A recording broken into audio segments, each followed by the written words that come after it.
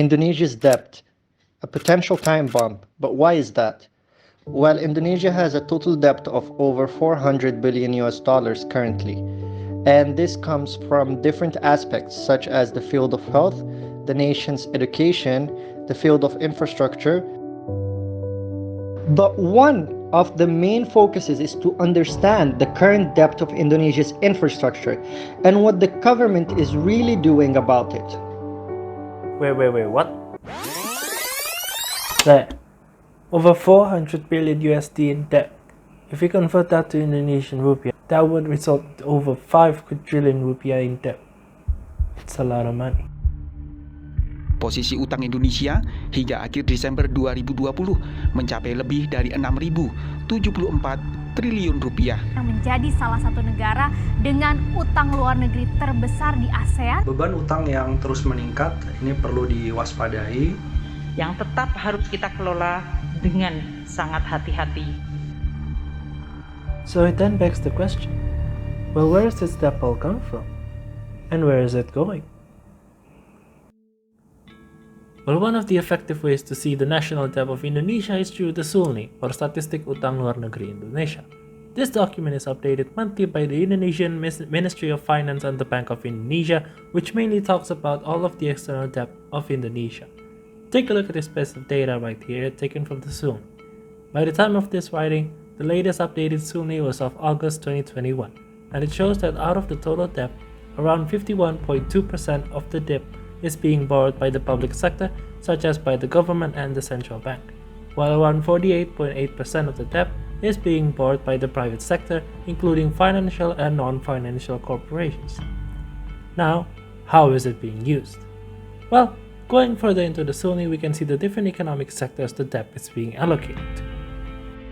In this graph, it can be seen that out of the 17 sectors listed, the largest part of the debt is being used by the financial and insurance sector, with 18.78% of the total debt, followed by the public utility sector with 10.45%, and the mining and drilling sector with 8.73%. It seems that the debt is relatively used effectively, with each sector having their own portion of the debt. Going even further down the SULNI, we can get the sources of the national debt. As seen here, Indonesia is currently in debt with 20 creditors, where some are countries and some are regions. Out of all the creditors, Singapore is the highest with 63.9 billion US dollars, which is around 896 trillion Indonesian rupiah. Think about it. Indonesia's total debt by the time of this video is over 5 quadrillion rupiah, and nearly a fifth of it is from Singapore alone. But all of that for only the economic sectors? It can't be just that, right? Well, it is. Because there are two major things not mentioned in the SULNI currently happening in Indonesia, which are seriously pumping those debt numbers, which are infrastructure programs and COVID-19 pandemic. In the year of 2014, Mr. Joko Widodo, or Jokowi, was elected to be Indonesia's next president. And throughout what is called now the Jokowi era, Mr. Jokowi is no stranger to infrastructure programs. Projects including toll roads, river dams, rapid metro systems, and moving the capital city into a different location, and many more other infrastructure programs, which each costing in the trillions range of Indonesian rupiah. And it's still not stopping in 2021 either, as Jokowi plans to create one of his largest projects ever, the Jakarta-Bandung Bullet Train. For the second one, COVID-19. Kita masih harus menghadapi ujian berat, menghadapi cobaan berat. We have therefore made the assessment that COVID-19 can be characterized as a pandemic.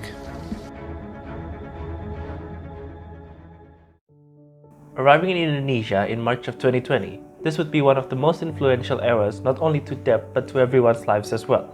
As the responsibility of the government, however, this table above shows exactly which are the expenses conducted by the government to handle the COVID-19 pandemic. As it can be seen, around 204 billion Indonesian rupiah is being used. Unfortunately, it is unclear for now whether 100% of this money was coming from the debt or a portion of it. But this level of debt can't all be from Jokowi, can it? Let's take a look from Indonesia's previous president, Mr. Susilo Bambang Yudhoyono, or SBY. During the SBY era, the debt to GDP of the 2004 until his last year of presidency, which in 2014, have decreased from 51.3 until 24.7%, or in other words, has fallen down by 26.6%.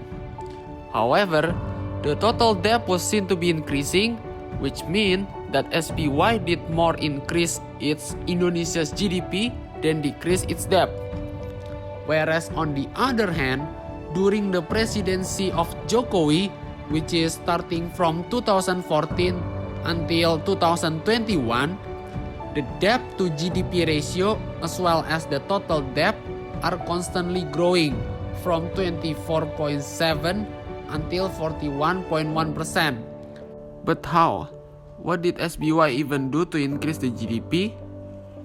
When we take a look at the data from the World Bank with regards to poverty during both presidencies, we see that from 2004 until 2019, the poverty rate seemed to be decreased from 16.7 until 9.4%, even though there is a fluctuation. In comparison, SBY's focus on infrastructure was way less than Jokowi. But SBY was focused on increasing the social welfare of the people. Upaya meningkatkan pertumbuhan ekonomi. Poverty is decreasing. GDP rises. This is one of the outputs that SBY gave from his debt. On the other hand, Joko is focused in infrastructure. The projects that will bring Indonesia to a more developed country. But wait a minute, then this implies that not all of Jokowi's current debt in his. As a matter of fact, by the time SBY has ended his era in 2014, there is still around $293.3 billion of the national debt. And since by August 2021, the debt is $423.5 billion US, it would mean that 69% of Jokowi's current debt is from SBY. But even if it's from SBY or from other presidents, the debt is still rising. So the matter of contention remains to be, what can Indonesia do to avoid this ticking bomb?